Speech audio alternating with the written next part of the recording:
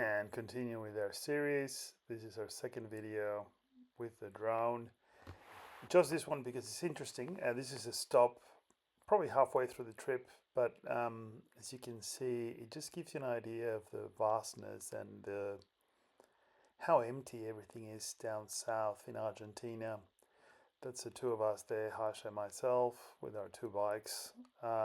We hired for this particular trip to BMW GS 850s. It's a great bike.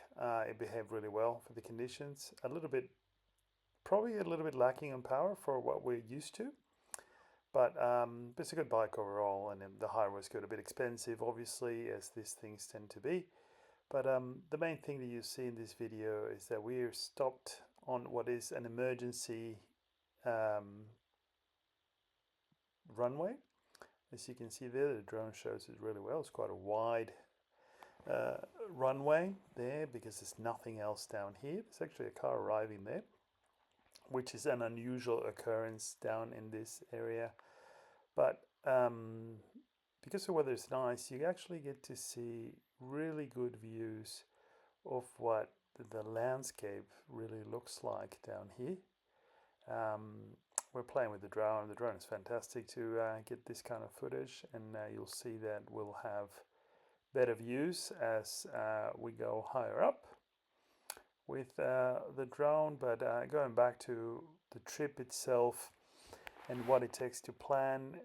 So for us, it was more of a finding a route, and then once you have a route, you just really only use Google Maps to do that, and you start calculating based on the bike's autonomy. This is how many kilometers you can actually do per day and how many the tank of the bike will allow.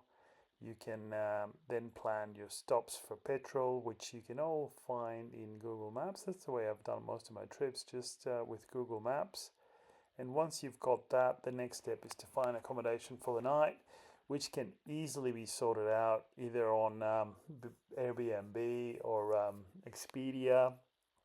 You can look at both, and depending on your budget, you can determine where you stay. You can also camp if that's your preference. I mean, camping when you travel overseas, like we did, we're based in Australia. So when we went to Patagonia, we were traveling with our riding gear. And then we hired the bikes there. So carrying camping gear was probably not an option for us. Anyway, but as you can see there, amazing landscape. It's just very, very flat. As you can see in the distance, the background of the Andes mountains, and again, how desolate and isolated this landscape is. It's funny that a car stopped there because we really didn't see a car for hours on this particular day when we were doing this part of the trip. The landscape down there is very similar.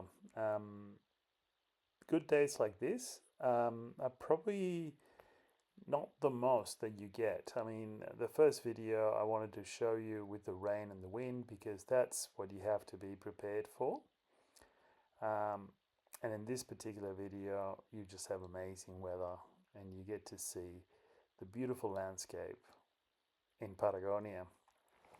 Going back to the trip, organizing it, you just carry your riding gear, jacket, pants, boots. Make sure you have waterproof boots, of course, and your helmet. And after you've done your trip, you plan for your trip on Google Maps. It's really a matter of just getting there. You know, it's really important that you just make the decision and go. I will show you gear and things in other videos, but this one is just to give you a taste of all the adventures that are out there for us to go and complete.